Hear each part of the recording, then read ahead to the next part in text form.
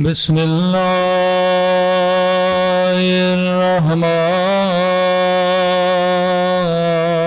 الرحمن الرحيم الحمد لله رب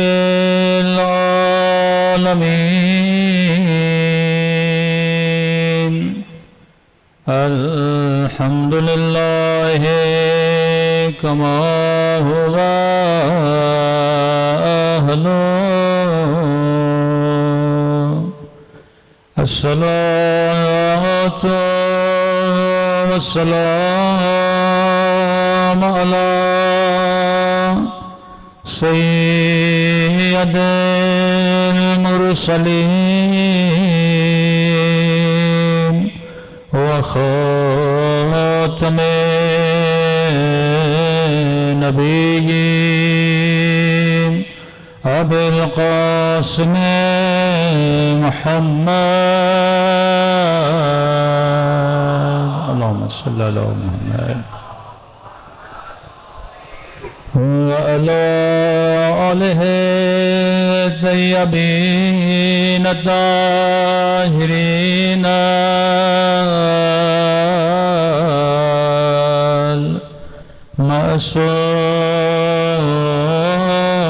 المعصومين سب مل کے مولا کے سلامتی کی دعا اللہم کل ولیک حجت بن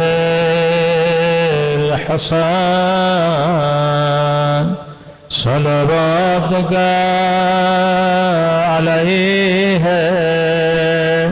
وعلی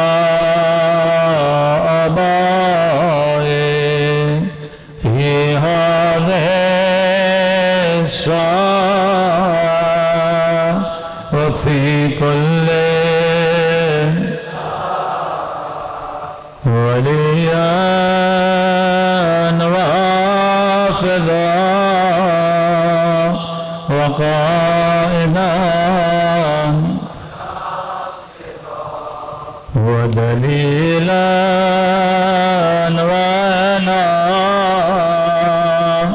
حتى تسكنه أرضك وتمتعه فيها طويلا برحمتك يا أرحم الراحمين صلوات پڑھے محمد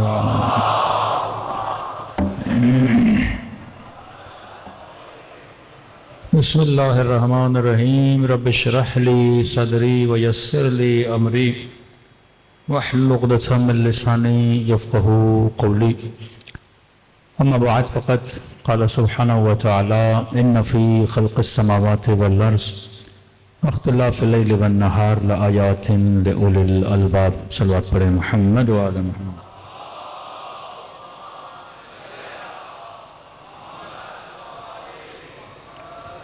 دعا ہے پروردگار عالم ہم سب کی عبادتوں کو اپنی بارگاہ عالی میں قبول فرمائے اور جس مقصد زندگی کی خاطر ان مجالس میں آتے ہیں خدا ان مقاصد میں بھی ہم سب کو کامیابی نصیب فرما دے مسلسل عرض کر رہے ہیں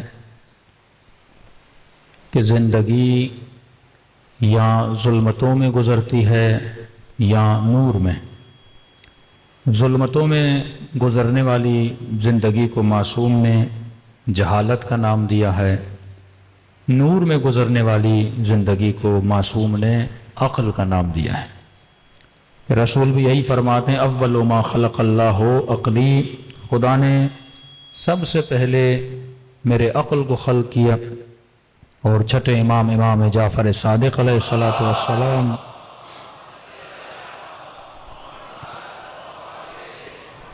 معصومی فرماتے ہیں کہ انسان اللہ نے 75 لشکر جہالت کے بنائے ہیں 75 لشکر عقل کے بنائے ہیں عقل کو کہا کہ ادبر منہ موڑ لے، اس نے منہ موڑ لیا۔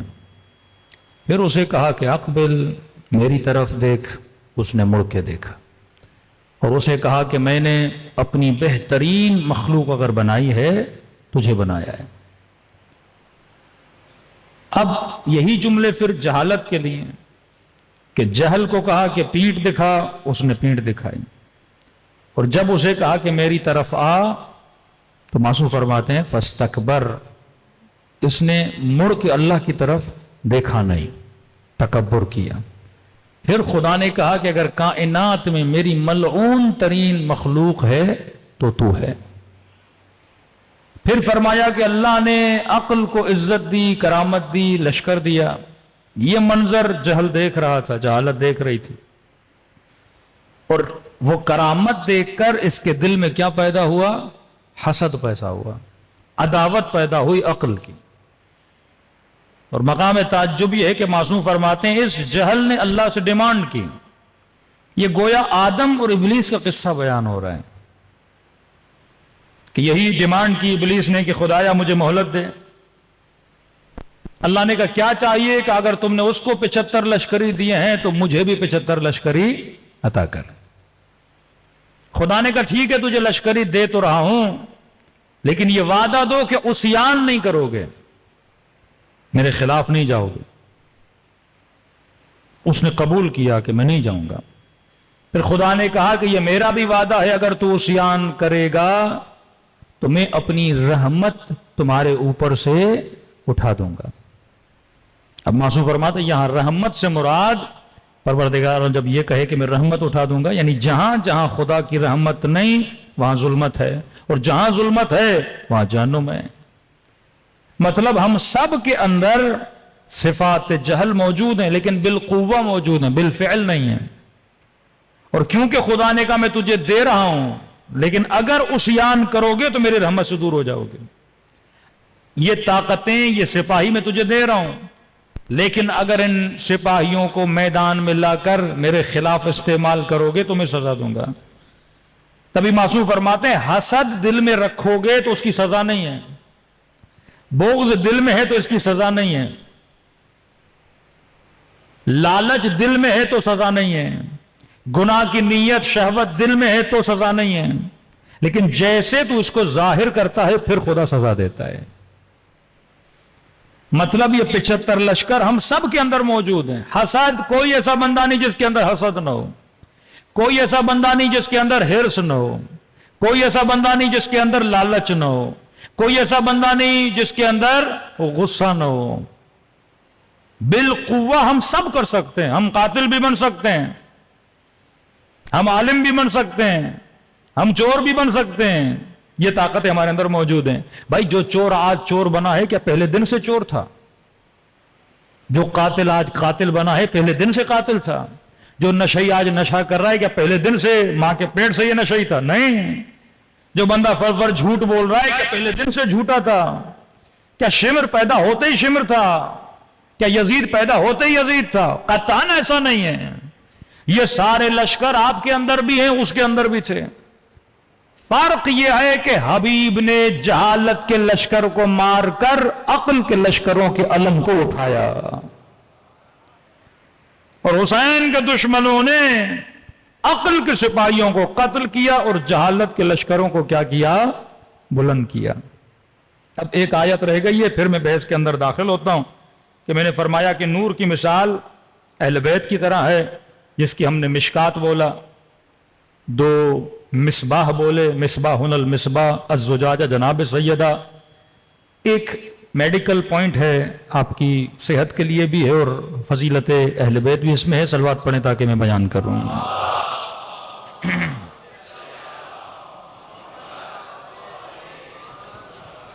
وہ یہ ہے کہ میں نے اس دن کہا کہ خدا نے قسم کس کی کھائی؟ والتین والزیتون، مجھے قسم ہے اولیو کی، مجھے قسم ہے انجیر کی، اور یہ شجر کون سا ہے؟ زیتونیہ ہے۔ معصوم نے فرمایا زیتون سے مراد امام حسین ہے۔ مطلب نسل اہل بیت اور نسل امامت اگر بڑھے گی تو کس سے بڑھے گی؟ حسین سے بڑھے گی۔ قسم کھائی زیتون کی، زیتون سے مراد امام حسین۔ جاپان کے ڈاکٹرز ہیں، انہوں نے ایک ریسرچ کی، شاید میں کئی مجلسوں میں بتا چکا ہوں، ریسرچ کی کہ انسان بوڑھا کیوں ہوتا ہے، اصلاً بڑھاپے کا وجہ کیا، بڑھاپے کا ریزن کیا ہے۔ تو انہوں نے دیکھا انسان کی باڈی میں ایک مادہ ہے، ایک لکوڈ ہے جو نکلتا ہے، جس کو جوانی کے سیل بولیں آپ، جس سے انسان جوان رہتا ہے۔ اب بولتے ہیں 34 35 ایئر کے بعد وہ بننا ختم ہو جاتا ہے، یعنی 35 سال تک یا 40 سال تک وہ بنتا رہتا ہے، اور کیونکہ بنتا رہتا ہے انسان جوان رہتا ہے۔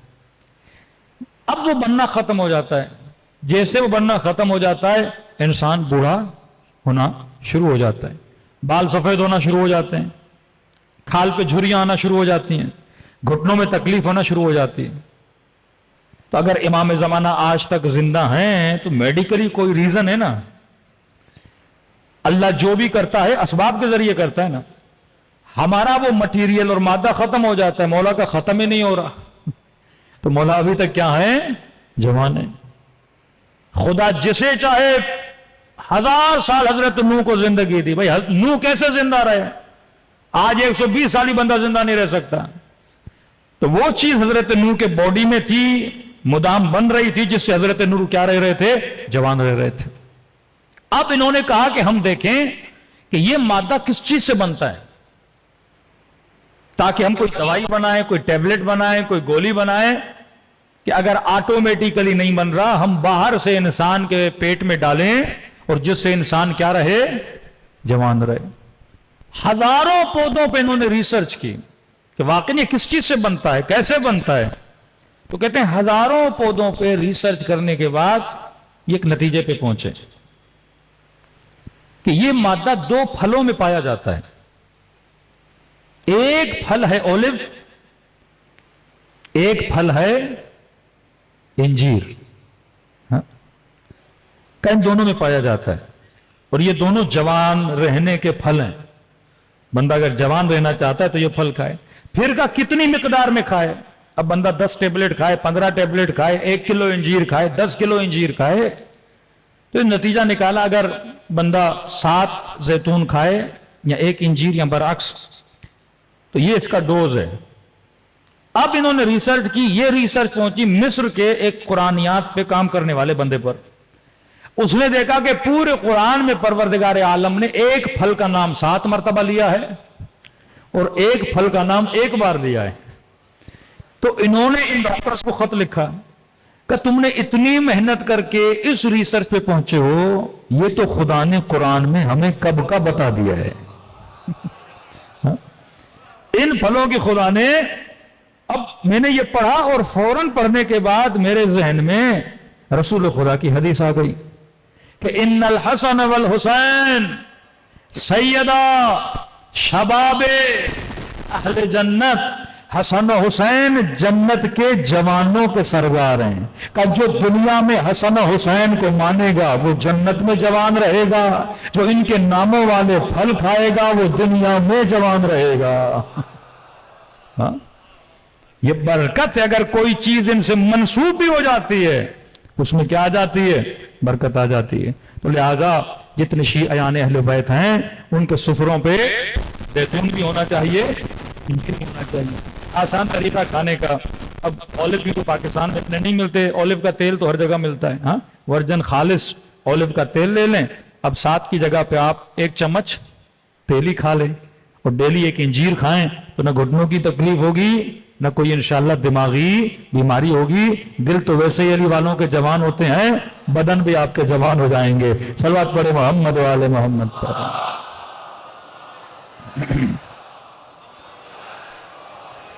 محمد وجل فرجم۔ اور دوسرا، زیتون کے بہت فوائد ہیں۔ ایک فائدہ یہ بھی ہے کہ بعض لوگوں کو کچھ اثرات ہوتے ہیں، ہاں اکثر روایات میں ملتا ہے کہ شیطان جب وسوسہ کرتا ہے تو انسان کے، فرماتا ہے تمہارے وجود میں ایسے دوڑتا ہے جیسے تمہاری رگوں میں خون دوڑتا ہے۔ یہ وسواس ایسے نہیں آتے، نظر بد، وسواس، کوئی اثر، کوئی مختلف چیزیں ہوتی ہیں۔ تو فرماتے جو بندہ زیتون کا تیل کھاتا ہے اس کے اندر سے یہ اثرات کیا ہو جاتے ہیں؟ ختم ہو جاتے ہیں. تو واقعاً ہر وہ چیز جو منسوب اہل بیت علیہ الصلوۃ والسلام سے، اس میں دنیا بھی بنتی ہے، آخرت بھی بنتی ہے. صلوات پڑھے محمد و آل محمد.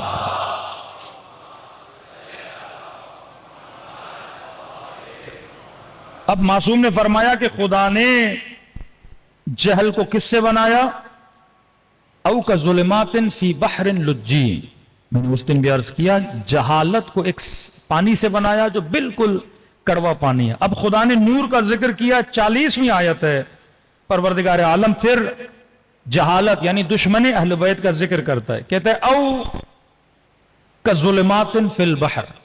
معصوم نے کیا کہا کہ جہالت ایک پانی ہے، کڑوا پانی جو اندھیروں میں، مطلب تصور کریں کہ ایسا سمندر بھنور سے بھرا ہوا ہے، کوئی روشنی نہیں، کوئی نور نہیں، بے انتہا اندھیرا ہے. اب اللہ مثال دے رہا ہے، او کا ظلمات فی البحر، ظلمت کی مثال بحر کی طرح ہے، سمندر.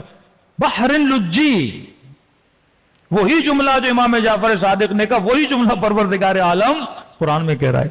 جہالت کی مثال اس سمندر کی طرح ہے جو اندھیروں میں ڈوبا ہوا ہے.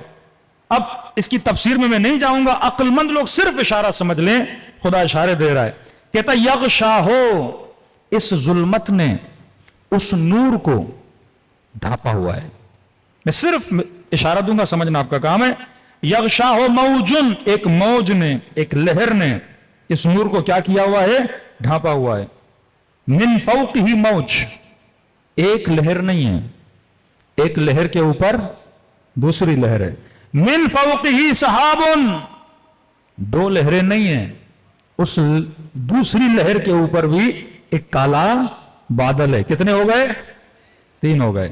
ظلمات، یہ ظلمتیں ہیں، بعضها فوق بعض، ایک کے بعد ایک، ایک کے بعد ایک یہ ظلمتیں آئیں گی اور اس نور کو کیا کریں گی؟ چھپاتی رہیں گی.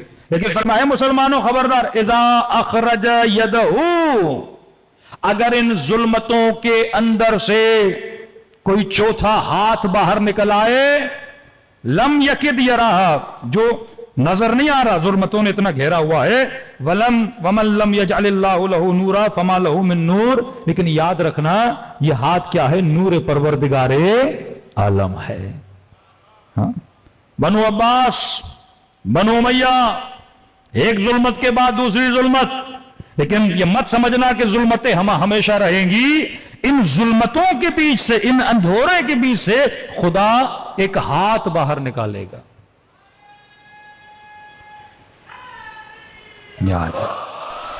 یہ ہاتھ اللہ کا نور ہے. جب اس ہاتھ کو دیکھو اسے کبھی چھوڑنا نہیں. اہل بیت کے نور کو چھپایا گیا، چھپایا گیا، چھپایا گیا. پھر خدا نے حضرت مہدی کو پردے غیب میں ڈال دیا. ظلمتوں نے گھیرا ہوا ہے، لیکن ایک دن آئے گا جب یہ ہاتھ ان ظلمتوں سے نکل کر ظہور پذیر ہوگا، پھر پوری کائنات کے اندھیروں کو مٹا دے گا اور کائنات کو نور خدا سے بھر دے گا. صلوات پڑھے محمد و آل محمد.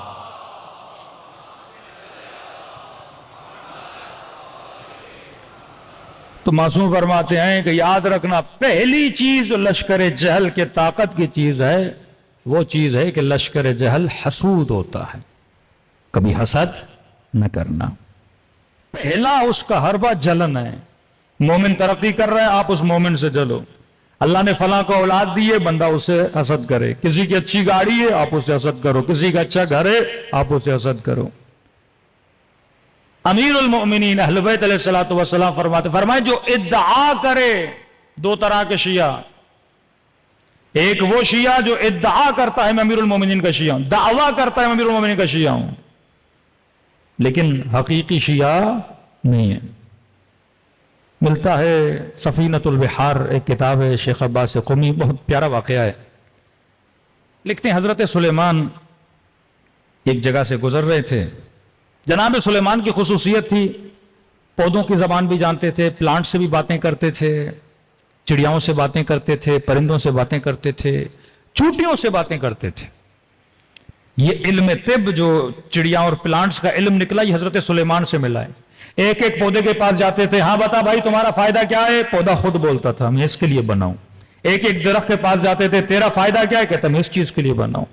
کہتے ہیں ایک مرتبہ حضرت سلیمان گزر رہے تھے، ادعا پہ بات ہو رہی ہے، دعویٰ کرنے والے لوگ، ہم بڑے مولائی، ہم بڑے شیعہ. ہاں؟ چھٹے امام، امام جعفر صادق علیہ الصلوۃ والسلام،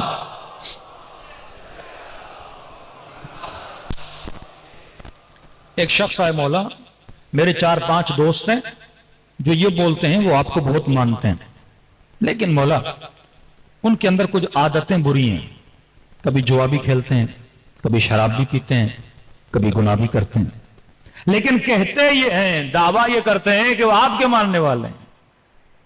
امام نے فرمایا واللہ ما انا بامام، خدا کی قسم میں ان کا امام نہیں ہوں. جو گناہ بھی کرے، بدکاری بھی کرے، شراب بھی پیے، نشہ بھی کرے، اس کے بعد بولے جعفر صادق میرا امام ہے، ظلم کرے اور بولے علی میرا امام ہے، قسم کھا کر کہا واللہ ما انا بامام، خدا کی قسم میں ان کا امام نہیں ہوں، انا امام من اطاعنی، میں اس کا امام ہوں جو میری اطاعت کرتا ہے. قطعاً ہم اس کے امام نہیں ہیں جو ہماری اطاعت نہیں کرتے. ادعا، دعویٰ کرنا ہو رہے. سلیمان گزر رہے ہیں، کیا دیکھا حضرت سلیمان نے؟ اب مجھے نہیں پتا نر چڑیے کو کیا بولا جاتا ہے، چڑا بولا، کیا بولیں گے آپ؟ ایک چڑیا اور ایک چڑا سمجھ لیں، ایک نر اور مادہ. اب ہم سمجھتے ہیں یہ چیزیں انسانوں میں، حیوانوں میں بھی یہ چکر ہیں سارے ہیں. کیا دیکھا حضرت سلیمان نے؟ ایک نر چڑا ایک چڑیا کو عشق کے وعدے دے رہا ہے، شادی کر لے مجھ سے، ہاں، اور دیکھ اگر شادی کر لو گی تو کیا کروں گا. کہنے لگا کہ اگر مجھ سے شادی کرو گی، لو شئت، اگر تم چاہو، لأخذت بمنقاری وألقیت فی البحر، اگر تم مجھ سے شادی کر لو میں سلیمان کے تخت کو اپنی چونچ سے اٹھا کے سمندر میں پھینک دوں گا. اب حضرت سلیمان یہ سن رہے ہیں، کہا تو ایک پتھر نہ اٹھا سکے، میرے تخت کو اٹھا کے کہاں پھینک دوں گا؟ دریا میں پھینک دوں گا، تو بس راضی ہو جا اور مجھ سے شادی کر لے.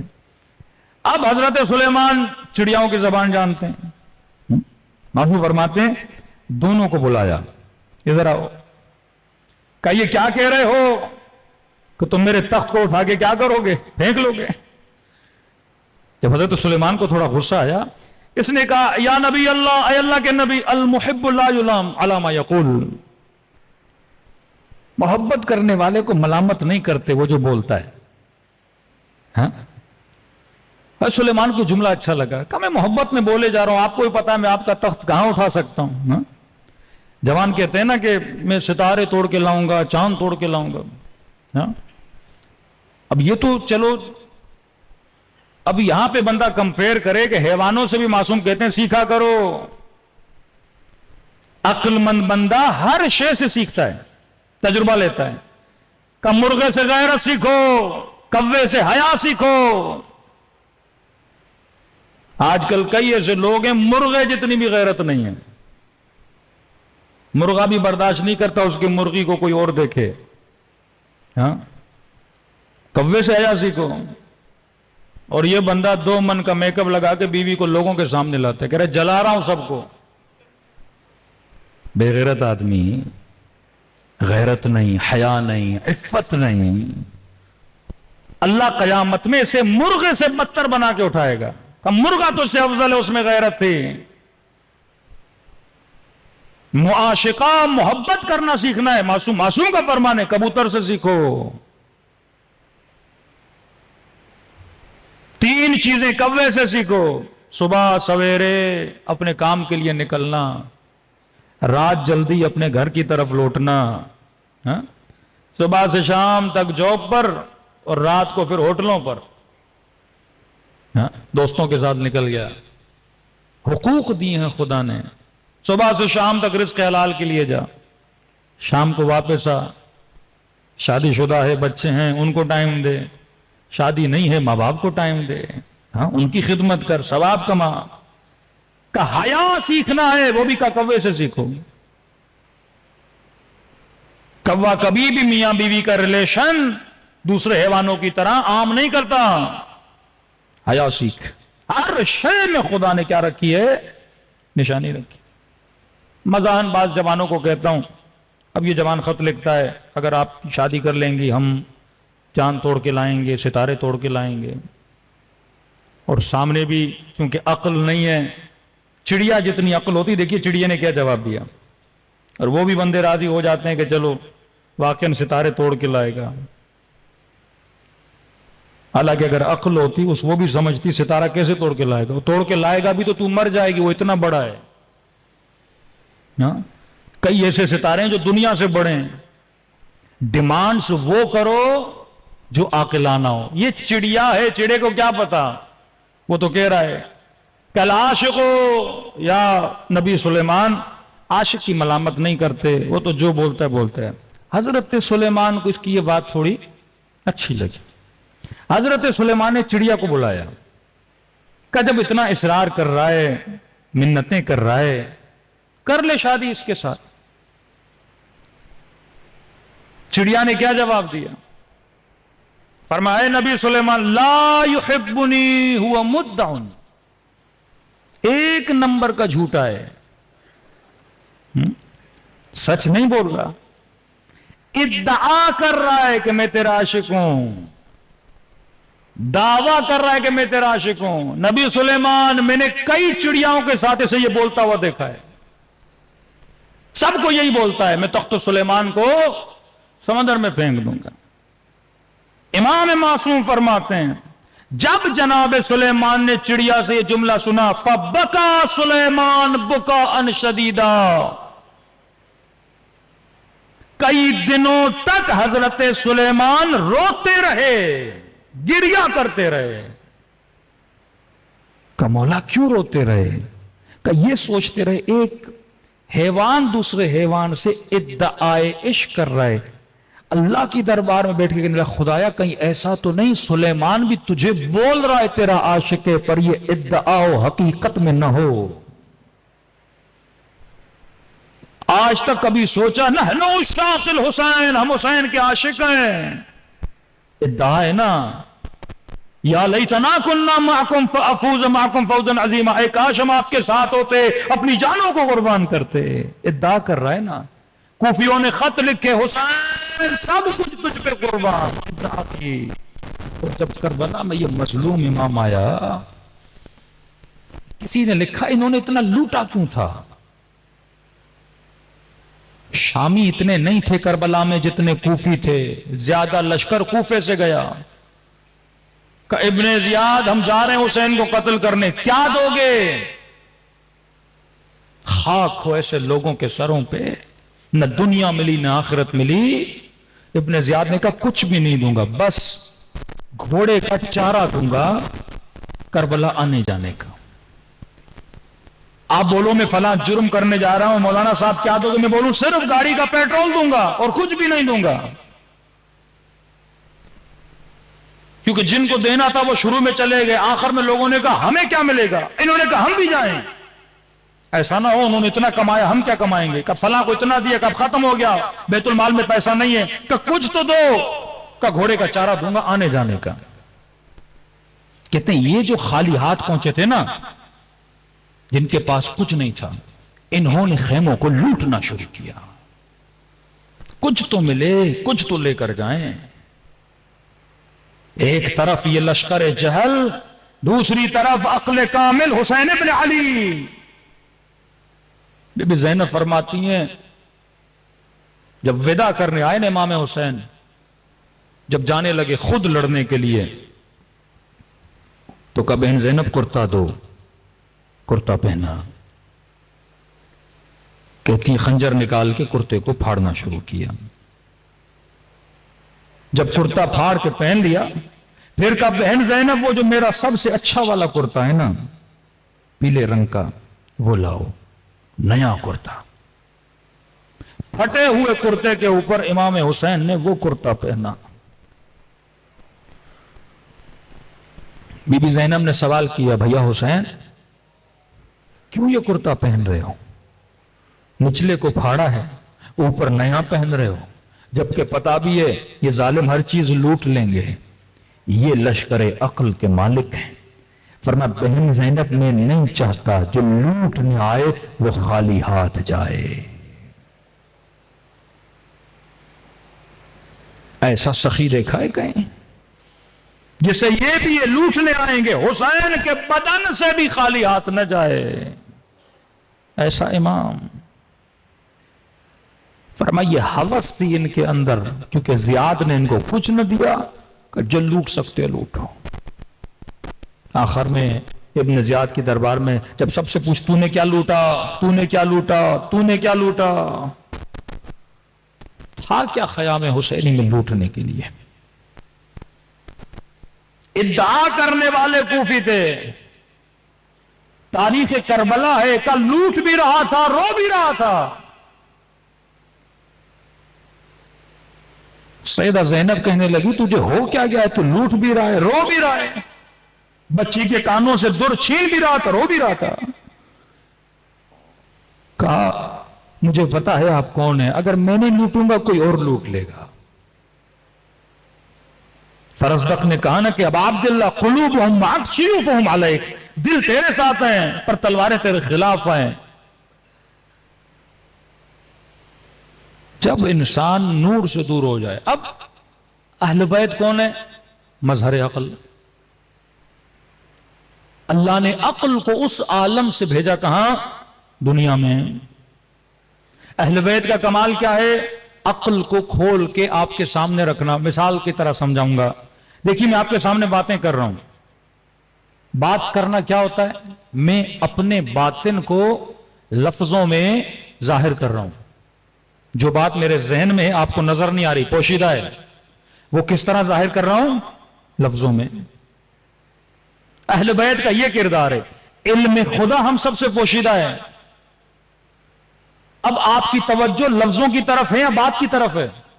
لفظوں کی طرف ہے. اگر میں یہاں پہ محمل لفظ استعمال کرنا شروع کر دوں، الف بے تے بول رہا ہوں نا، 28 29 اردو کے الفاظ ہیں جن کو جوڑ جوڑ کے میں آپ کے سامنے الفاظ پھینکتا جا رہا ہوں. اب لفظ اہمیت نہیں رکھتا، اس کا باطن اہمیت رکھتا ہے. اہل بیت کی مثال اسی طرح ہے. وہ اللہ کے باطن کو اپنے لفظوں میں ظاہر کرتے ہیں. یہ کام کوئی اور نہیں کر سکتا. دوسرے خلیفے یا تیسرے خلیفے کا زمانہ تھا، یا ابو بکر کا یا عمر کا. ایک شخص آیا اور کہنے لگا جناب عمر بتاؤ اللہ کہاں ہے؟ عمر تھوڑی دیر سوچا، کہا اللہ عرش پر ہے. اس نے کہا آپ کی بہت مہربانی، میں گناہ کرنا چاہتا تھا، اس کا مطلب فرش پہ نہیں ہے. آگے بڑھنے لگا، امیر المومنین نے روک لیا، بندہ خدا ادھر آؤ میں تجھے بتاتا ہوں اللہ کہاں ہے. پہلا سوال جو نوجوانوں کے ذہنوں میں آتا ہے نا کہ مثلا ہم دیکھ رہے ہیں اللہ کیسے دیکھ رہا ہے، اس کی جب آنکھیں نہیں ہیں. ہم بول رہے ہیں اللہ کیسے بول رہا ہے جب اس کی زبان نہیں ہے. یہ کام اہل بیت کا تھا، معارف کو کھول کے لوگوں کے سامنے رکھیں. بعض اوقات ہم سوال کرتے ہیں، سوال کا کوئی فائدہ ہی نہیں ہوتا، یعنی سوال میں اشکال ہوتا ہے، سوال میں عیب ہوتا ہے. اہل بیت کے پاس آتے تھے کہ خدا، اصلاً یہ سوال کہ خدا کہاں ہے یہ سوال ہی غلط ہے. امام نے فرمایا تو سوال ہی غلط کر رہا ہے، تو خالق کو مخلوق کے اندر ڈھونڈنے کی کوشش کر رہا ہے. تیری بنیاد سوال کی غلط ہے کہ خدا کیا کائنات کو انڈے کے اندر ڈال سکتا ہے. یہ سوال ہی بنیاد سے چھٹے امام نے کہا تیرا غلط ہے. اور بعض ایسے مسلمان تھے وہ پوچھتے اللہ کائنات کو انڈے میں ڈال سکتا ہے؟ کہتے ہیں ڈال سکتا ہے، خدا ہے، ان اللہ علی کل شیء قدیر. معصوم نے کہا بندہ خدا اگر خدا کائنات کو انڈے میں ڈالے تو انڈا انڈا نہیں رہے گا، کائنات کائنات نہیں رہے گی. یا انڈا بڑا کرنا پڑے گا یا دنیا چھوٹی کرنی پڑے گی. اس کی مثال آپ کو اس طرح سمجھاؤں، آپ ایک پھل کھاؤ، بولو پھل نمکین ہے، ٹھیک ہے. اب نمکین کیسے ہوا؟ آپ بولو گے نمک سے نمکینی آئی. آپ کو شربت پیو، لیمو پانی، بولو یہ نمکین کیوں ہے؟ آپ بولو گے نمکینی کہاں سے آئی؟ نمک سے آئی. لیکن کوئی یہ پوچھے نمک کی نمکینی کہاں سے آئی؟ نمک کسی سے نمکینی نہیں لیتا، اس کی نمکینی اس کی ذات کا حصہ ہے. مجھے وجود کس سے ملا؟ خدا سے. اب خدا کا وجود کس سے ملا؟ اس کا وجود اس کا اپنا ہے. جس طرح نمک کی نمکینی اپنی ہے، شکر کی مٹھاس اپنی ہے. خدا عاریتن کسی سے کوئی چیز نہیں لیتا. علی اور آل علی کے پاس، انبیاء کے پاس جو کچھ بھی ہے اس کا ہے، اس کے پاس جو کچھ بھی ہے وہ اس کا ہے. وہ کسی سے کوئی چیز نہیں لیتا، اس کی ہر شے اپنی ذاتی ہے. شرک کا مطلب یہ، اب بڑے بڑے وہابی سلفی شرک سمجھو تو اسے شرک کیا ہے؟ شرک کا مطلب یہ ہے کہ جب میں مولا علی سے مدد مانگوں علی کو ہی مسبب الاسباب سمجھوں. مطلب یہ کہوں کہ مولا کے پاس جو نمکینی ہے وہ اس کی اپنی ہے، ایسا نہیں ہے.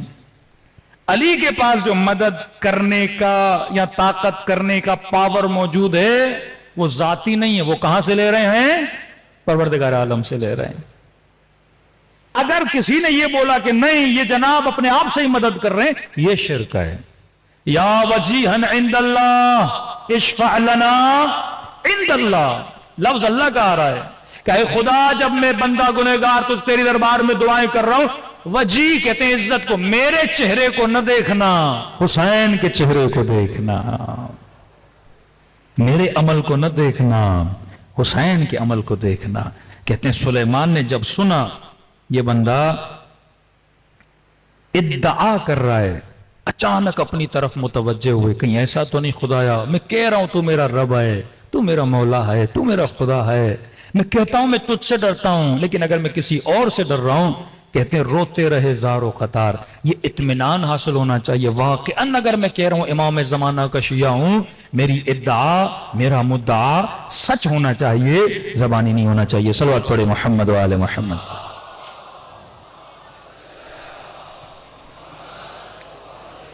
حضرت موسیٰ علیہ السلام، موسیٰ کا قصہ بھی 2000 قرآن میں آیتیں قصص الانبیاء کی، 2000 آیتیں، 6000 آیتیں جس میں سے 2000 قصے. کہتے ہیں حضرت موسیٰ جیسے گھر سے نکلے، من شیعتی ہی، ایک حضرت موسیٰ کا شیعہ اور ایک دو بندے آپس میں لڑ رہے تھے. حضرت موسیٰ بیچارے ان کو بچانے کے لیے گئے. ایک ان کا شیعہ تھا، دوسرا قبطی وہ تھا جس نے حضرت موسیٰ کے کئی اصحاب کو قتل بھی کیا تھا، قاتل بھی تھا، بدبخت بھی تھا. اور حضرت موسیٰ جب چھڑانے گئے، اس بندے نے، قبطی نے بدتمیزی کی. اب موسیٰ بنی اسرائیل میں سے، کہتے ہیں حضرت موسیٰ بڑے ہیکل، بڑے بدن رکھنے والے اور بڑے طاقتور انسان تھے. جیسے اس نے بدتمیزی کی، حضرت موسیٰ نے ایک مکہ مارا. اب مکہ بھی پتہ نہیں کیسا تھا، وہ بندہ گرا اور وہیں پہ مر گیا. گئے چھڑانے تھے، بندہ مار دیا. اب پہلے سے قاتل تھا، اس کو سزا تو ملنی تھی. اب یہاں پہ ایک شبہ آپ کے ذہن میں حل کرتا ہوا چلوں. لوگ کہتے ہیں نا حضرت خضر نے اس بچے کو کیوں مارا؟ حضرت موسیٰ نے نبی تھے، مکہ مار کے بندہ مار دیا. اس کا جواب علماء یہ دیتے ہیں، آغا طباطبائی کہتے ہیں دیکھو نبی بھی اللہ کا ولی ہے، اسرائیل بھی اللہ کا ولی ہے. اسرائیل کتنے بچوں کی جان لیتا ہے، کتنے جوانوں کی جان لیتا ہے. آج تک کسی نے بولا کہ اسرائیل کیوں قتل کرتا ہے؟ روح نکال دیتا ہے نا، بندوں کو مار دیتا ہے، لیکن کس کے اذن سے؟ اللہ کے اذن سے. تو نبی کو بھی یہ حق ہے کیونکہ وہ بھی اللہ کا ولی ہے، جس کی چاہے جان لے لے، اس میں اللہ کی کوئی نہ کوئی بھلائی ہوتی ہے. لیکن حضرت موسیٰ کا یہ کام ترک اولا میں شمار ہوتا تھا. تب کہا کہ رب ظلمت نفسی، اے خدا میں نے اپنے نفس سے بڑا ظلم کیا، فاغفر لی، مجھے بخش دے. حضرت موسیٰ چھپ گئے، کسی کو پتہ نہ چلے. 3-4 دن کے بعد حضرت موسیٰ پھر اٹھے، پھر کیا دیکھا؟ میرا شیعہ کسی اور سے لڑ رہا ہے. کل مکہ مارا، قبطی مر گیا، آج دیکھا پھر کسی اور سے لڑ رہے ہیں. آگے بڑھے اور کہنے لگے کہ بندے خدا تیرا کام ہی لڑنا ہے، میں جب دیکھتا ہوں تو ہر کسی سے لڑتا. اب حضرت موسیٰ نے اس پہ غصہ کیا، اور قرآن کہتا ہے من شیعتی ہی، یہ دعویٰ کرتا تھا میں کس کا شیعہ ہوں؟ موسیٰ کا شیعہ ہوں. اور موسیٰ نے جیسے ڈانٹا اور آگے بڑھے، اس بندے نے سمجھا موسیٰ مجھے مکہ مارنے آ رہے ہیں. قرآن کہتا ہے اس نے چیخنا شروع کیا اور لوگوں کو بتانا شروع کیا کل جو بندہ مر گیا تھا نا، اسے کس نے مارا ہے؟ موسیٰ نے مارا ہے. کہ حضرت موسیٰ کے خلاف باتیں کرنے لگا، یہاں تک کہ اللہ کے نبی شہر چھوڑ کے جناب شعیب یا جناب اس کی طرف چلے گئے اور کئی دنوں کا حضرت موسیٰ غائب رہے. اللہ کہتا ہے یہ شیعہ نہیں ہوتا جس پہ مشکل کا وقت آئے اپنے امام کو چھوڑ دے. خط لکھا حسین کربلا آؤ. مسلم کو کس نے پھنسوایا؟ سلیمان کو کس نے پھنسوایا؟ ابن زیاد کے جناب ہانی کو. یہ چھپے ہوئے تھے، اپنے لوگ بتاتے تھے کہ ابن زیاد یہاں مسلم ابن عقیل ہے، اپنے لوگ خبر لاتے تھے. لشکر امام حسن کس نے دھوکہ دیا امام حسن کو؟ اپنوں نے. کس نے مسلح کھینچا؟ اپنوں نے. کس نے پاؤں پہ تیر مارا؟ اپنوں نے. غیر نہیں تھے، اپنے تھے. جہاں خیانت ہوتی ہے وہاں اپنا بندہ شامل ہوتا ہے. فرمایا ادعا نہ کیا کرو کہ اہل بیت کے چاہنے والے ہو. حقیقتاً جب دعویٰ کرتے ہو تو معصوم فرماتے ہیں کھڑا رہا کرو. ملتا ایک تاجر جس نے امام حسین کو خط لکھا تھا، مولا آئیے. اس کو پتا نہیں تھا امام حسین چل پڑے ہیں. چلا گیا بزنس کے غرض سے، تجارت کے غرض سے. کہتے ہیں واپس آیا کوفے. تجارت میں اس کو بہت نقصان ہوا، سب کچھ گوا کے آیا خالی ہاتھ. گھر آیا، جیسے گھر کا دروازہ کھلا اس کی بیوی اور اس کی 4-5 سالہ بیٹی صحن میں بیٹھی تھی. کہتا ہے جیسے میری بیٹی نے مجھے دیکھا نا، دوڑے دوڑے آئی اور میرے سینے سے آ کے لپٹ گئی. کہتا ہے جب سفر پہ گیا تھا میری بیٹی نے مجھ سے کچھ مانگا تھا کہ بابا جب واپس آؤ نا اپنی بیٹی کے لیے یہ چیز لے کر آنا. کہ اب جیسے بیٹی سینے پہ لگی نا، باپ تھا سب کچھ گوا کے پہنچا تھا. میں نے کہا بیٹی پوچھے گی بابا یہ لائے، میں نے یہ گفٹ بولا تھا. لیکن بیٹی نے یہ نہیں پوچھا. پہلا سوال جو میری بیٹی نے کیا، کہنے لگی بابا آپ کربلا نہیں گئے. کہہ رہا بیوی سے کہا کیا کہہ رہی ہے؟ کہنے لگی شوہر کچھ کما کے لائے ہو، اتنے دنوں سے نہیں تھے. کہا نہیں زوجہ نقصان ہوا بہت. کہا گھر میں کچھ بھی نہیں ہے کھانے کے لیے. کہا بیٹی کیا کہہ رہی ہے؟ کیا شہر میں اعلان ہوا ہے کہ کربلا میں ایک باغی آیا ہے، جو بھی اسے مارے گا تلوار کے وزن کے برابر سونا دیا جائے گا. کما کر لائے ہو؟ کہ نہیں. کہ جلدی جا، گھوڑا اٹھا، جلدی پہنچ، دیر نہ کر. پورے کوفے کے لوگ جا رہے ہیں، جنگ ہے. اس نے گھوڑا لیا، بے دریغ دوڑاتے دوڑاتے پوچھتے پوچھتے میدان کربلا پہنچا. تاریخ لکھتی ہے جب جس وقت یہ کربلا پہنچا تھا یہ غالباً عصر عاشور کا وقت تھا. اس نے دیکھا میدان کربلا پہ لاشیں بکھری ہوئی ہیں. ایک ہجوم ہے گھوڑے سواروں کا، نیزے برداروں کا، اور اس ہجوم کے بیچ میں ایک شخص تکو تنہا کھڑا ہے.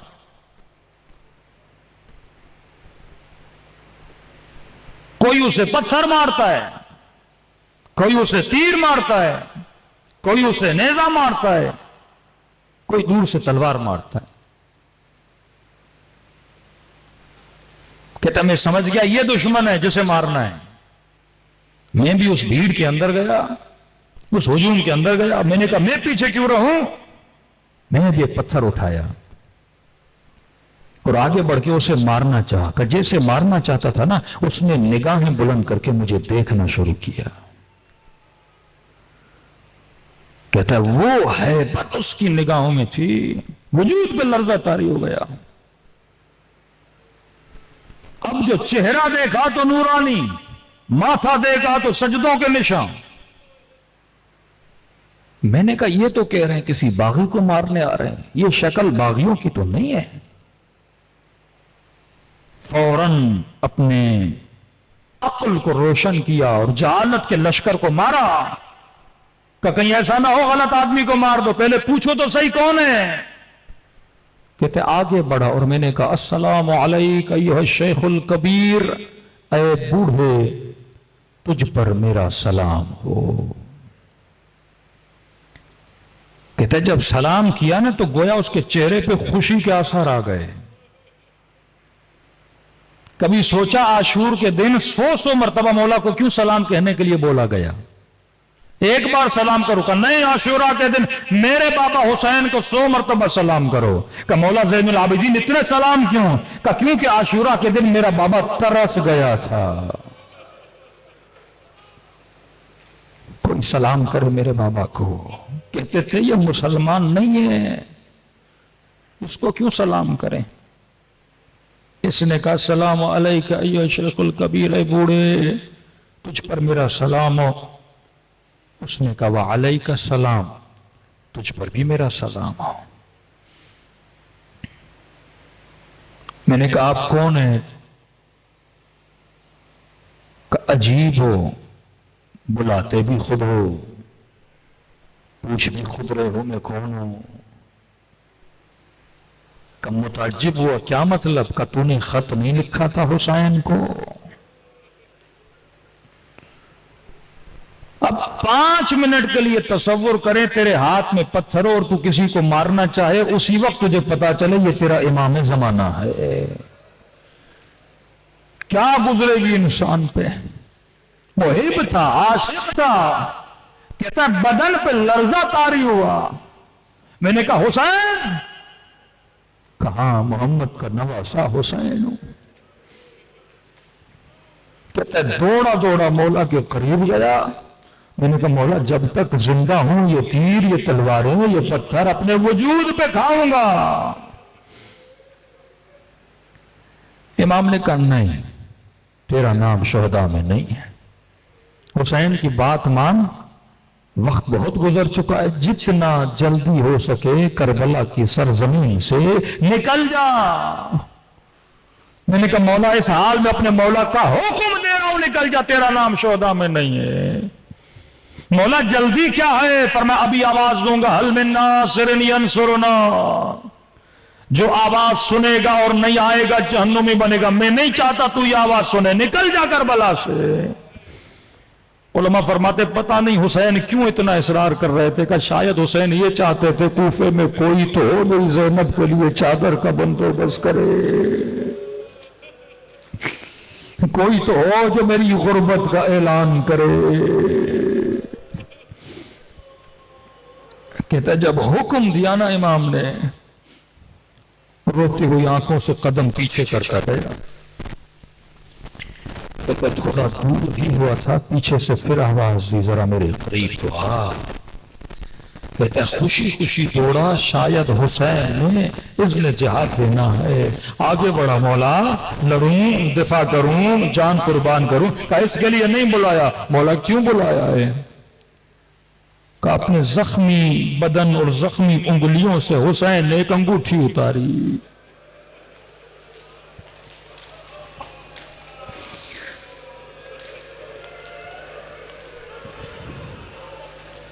مجھے نہیں پتا میرے مولا کی انگلیوں میں انگوٹھیاں تھی کتنی. ایک انگوٹھی تو ظالم نے انگلی سمیت کاٹ لی تھی.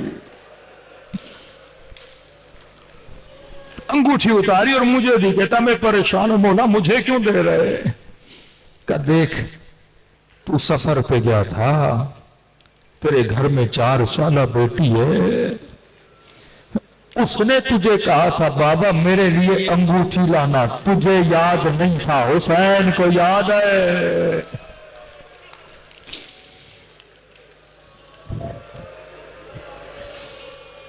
اتنی محبت کرتے حسین تیرے بچوں سے.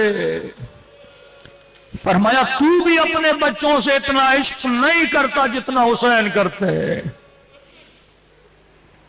شمر سینے پر ہے. کہتے شمر اب بھی وقت ہے، اب بھی وقت ہے، میں ضامن ہوں، گلا نہ کاٹ. کہتے لہو نے چھری چلائی پر گلا نہیں کٹا. پوچھنے لگا حسین گلا کٹ کیوں نہیں رہا؟ کہ یہ وہ جگہ ہے جہاں میرے نانا بوسہ دیا کرتے تھے، چھری نہیں چلے گی.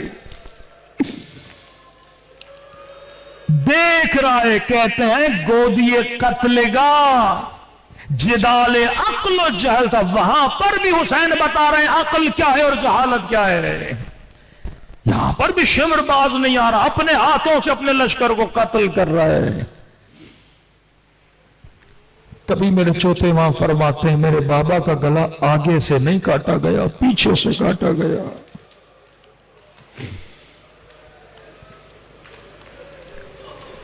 سجدہ شکر عطا کرو، خدا نے حسین جیسا امام دیا جو تیری نسلوں سے پیار کرتا ہے۔ خدا کی قسم حسین کو پیار نہ ہوتا تو جو فرش عزا پہ بلاتا۔ محرم پاکستان میں تو منا رہا ہے، دنیا نہیں منا رہی۔ تو محرم کو محسوس کر رہا ہے، دنیا اپنے کاموں میں مگن ہے۔ کئی ایسے لوگ ہیں پوچھو گے محرم پتا بھی نہیں محرم کیا ہے۔ پوری دنیا سے خدا نے تجھے چنا اور فرش عزا پہ بٹھایا۔ جتنا شکر کرو کمائے۔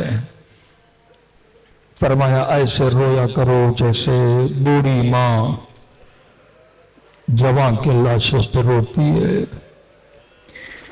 السلام علی الحسین وعلی علی ابن الحسین وعلی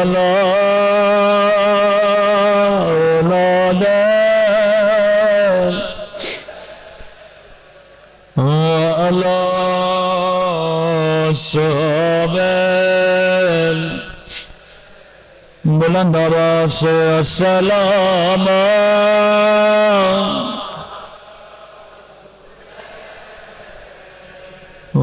علی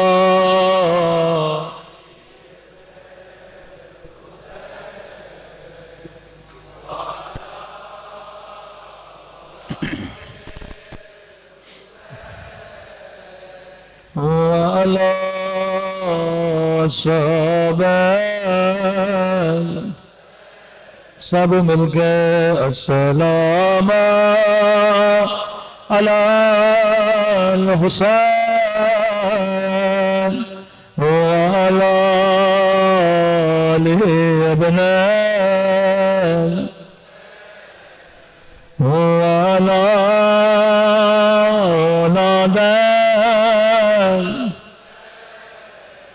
وعلی صحابہ میرا سلام رباب کی اجڑی ہوئی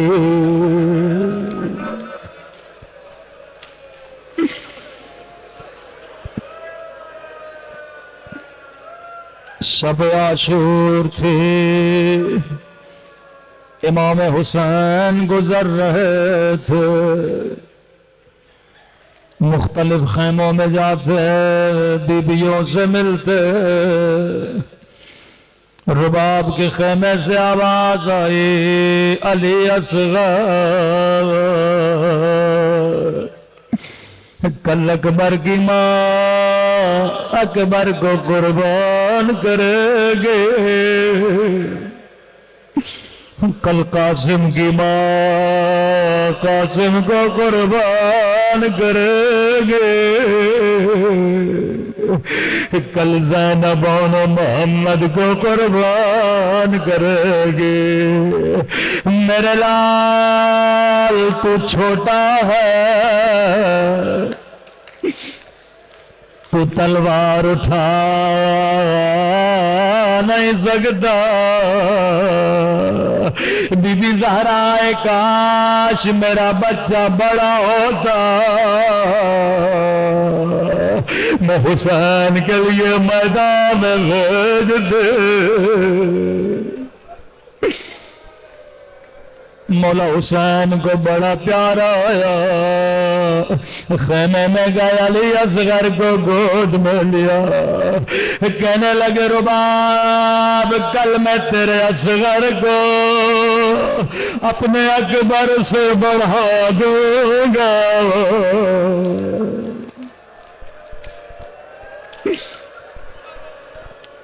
کون کرے حسین سے اتنا عشق، کربلا میدان عشق ہے. آغا کشمیری کہتے ہیں عراق میں کچھ زائر آئے، مولا کی زیارت کی، گنج شہداء کی زیارت کی. زائر آغا کشمیری کے قدموں میں بیٹھا، قبلہ میں نے بڑا ڈھونڈا لیکن مجھے کئی علی اصغر کی قبر نظر نہیں ہوتی.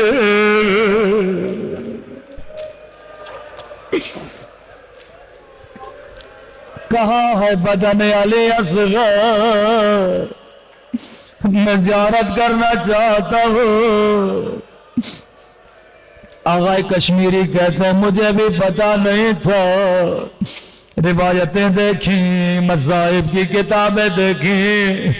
میں نے کہا زائر کل آنا، مولا سے پوچھوں گا. پوری رات مصلی پہ عبادت کی. مولا آپ کے عزادار پوچھتے ہیں علی اصغر کی قبر کہاں؟ مولا زائر پوچھتے ہیں علی اصغر کی قبر کہاں؟ آغا کشمیری کہتے ہیں نیند آئے، خواب کے عالم میں امام حسین کو دیکھا. فرمایا کشمیری میرے زائروں کو کہہ دو اصغر کی قبر ڈھونڈنے کی زحمت نہ کرے. جس نے علی اصغر کی زیارت کرنی ہو وہ حسین کے قبر کی زیارت کر لے.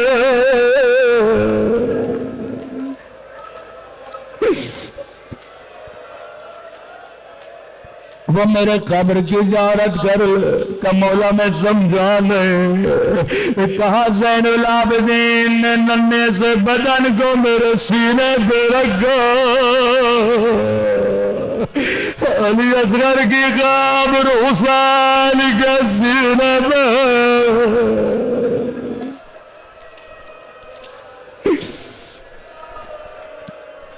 اے خدا تجھے باب الحوائج علی اصغر کا واسطہ. بی بی رباب فرماتی ہیں سب شہید ہو گئے،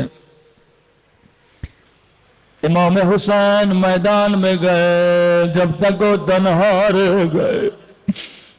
ایک مرتبہ آواز بلند کی حل من ناصر ینصرنا.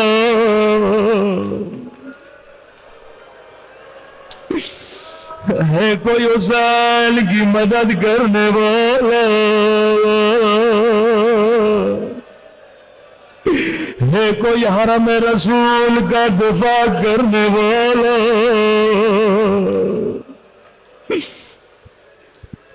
رباب کہتی ہیں جیسے آواز علی اصغر کے کانوں پہ پڑے بچے نے رونا شروع کیا. اتنا رویا خود کو جھولے سے زمین میں گرا دیا.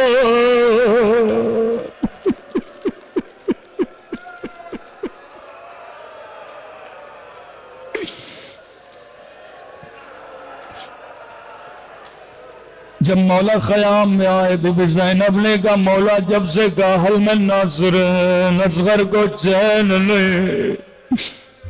رباب نے کہا مولا شاید میرا بچہ پیاسا ہے، دودھ بھی خشک ہو چکا.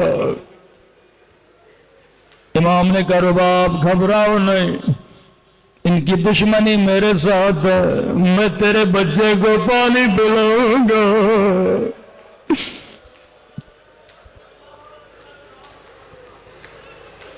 چھوٹے بچے کو جیسے آپ کپڑوں میں باندھتے ہو، انٹیریئر سندھ میں یہ عادت ہے مائیں بچوں کو سفید کپڑوں میں باندھتی ہے.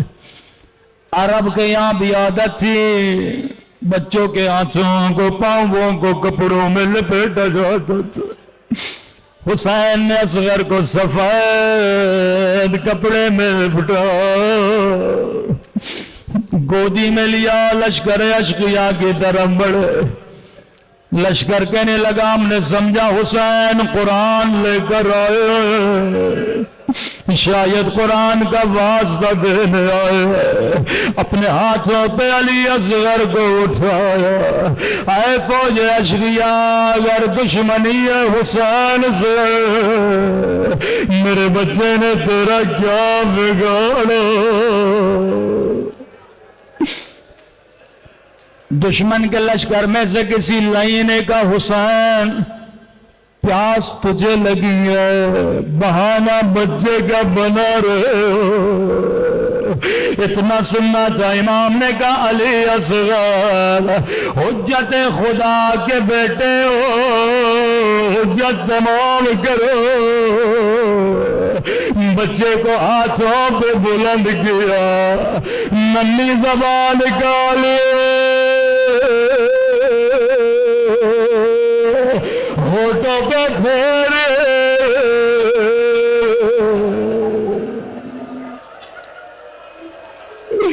ابن سعد کے لشکر میں کوہرام وبا ہوا، منہ چھپا چھپا کے دشمن رونے لگا۔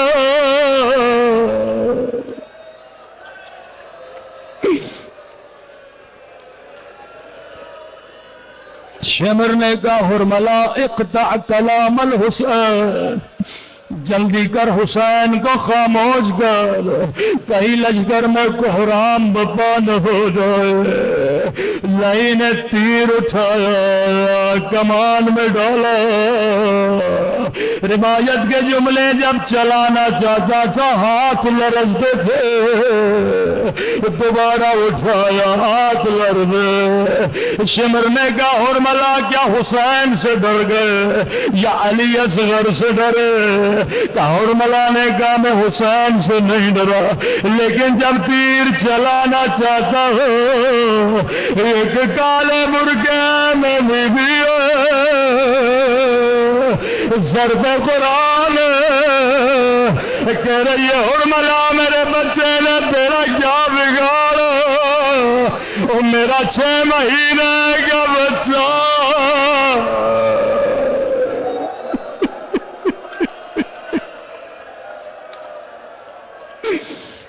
میرے 6 مہینے کے بچے نے تیرا کیا بگاڑا؟ لئی نے کہا تو نشانہ لے، میں تیری آنکھوں پہ پٹی باندھتا ہوں۔ لئی نے نشانہ لیا۔ علماء فرماتے ہیں عرب کے یہاں 2 طرح کے تیر ہوا کرتے تھے، ایک تیر انسانوں کو گرانے کے لیے، دوسرا تیر گھوڑوں کو گرانے کے لیے۔ لئی نے وہ تیر اٹھایا جس کا وزن اصغر کے وزن سے زیادہ تھا، تیر کمان سے نکلا، من الاذن الى الاذن، ایک کان سے دوسرے کان سے نکلا، بذبح علی اصغر۔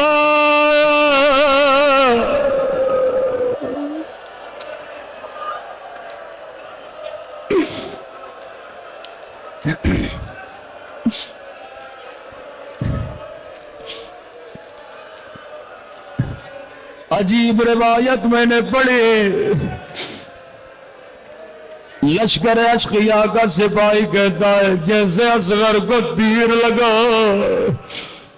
حسین نے وہ کپڑا کھولنا شروع کیا جس میں علی اصغر بنا تھا۔ کسی نے امام زین العابدین سے پوچھا مولا نے کپڑا کیوں کھولا؟ کہا تاکہ ننھے بچے کو تڑپنے میں آسانی ہو۔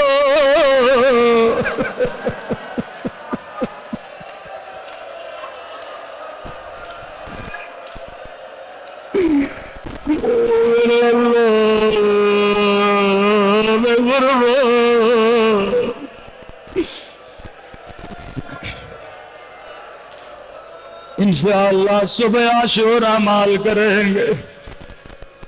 ہم چند قدم آگے جاتے ہیں، چند قدم پیچھے آتے ہیں۔ بہت دیر لگی حسین کو خیمے میں جاتے جاتے، کبھی آگے بڑھتے تھے پھر سوچتے تھے رباب کو کیا دکھاؤں گا، کیونکہ یہ منظر کسی بیوی نے نہیں دیکھا، صرف امام نے دیکھا۔ کہتے ہیں خیمے کے در پہ آئے، فریاد کی اما فضا ذرا بہن زینب کو بلا لو، ماں کو نہ بتانا، برداشت نہ کر سکے گے۔ بی بی زینب کہتی ہے میں خوشی خوشی آگے بڑھے، کیونکہ اصغر کے رونے کی آواز نہیں آ رہے تھے، میں سمجھی حسین پانی پلا چکے، لیکن جب آگے بڑھے قیامت کا منظر تھا، داڑھی خون سے رنگی، دو ننھے قدم خون سے رنگی تھے۔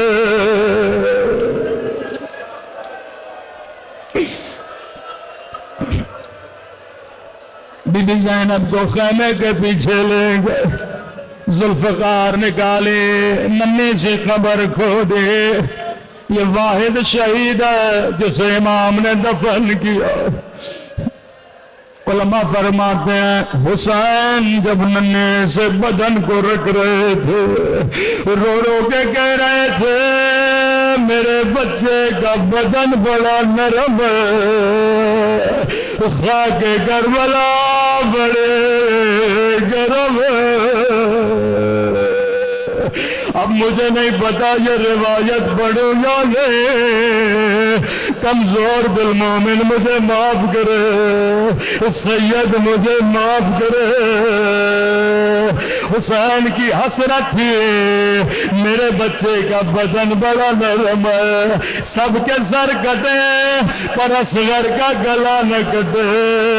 11 محرم کا دن آیا، ظالم نے کہا میرے شعلہ سر کہا، جب نہ ملا لئی نے حکم دیا 40 نیزے سوار گھوڑوں پہ بیٹھے، یہ نیزے سوار دوڑتے تھے، یہاں نیزے زمین میں جاتے تھے، رباب کا کلیجہ ایک مرتبہ نیزہ اوپر آیا، ایک ننھا سا بدن، رباب نے کہا میرا غریب بچہ اور 3 مرتبہ شہید ہوا۔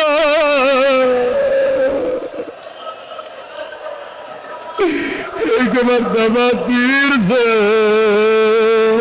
ایک مرتبہ نیزے سے۔ امام سجاد فرماتے ہیں یہی ننھا بدن ماں کے سامنے لے آیا، اللہ یہ منظر کسی ماں کو نہ دکھائے، یہی علی اصغر کا گلا کاٹا، پوری زندگی دھوپ میں بیٹھی، میرا حسین مارا گیا، میرا اصغر مارا گیا، ماتم حسین۔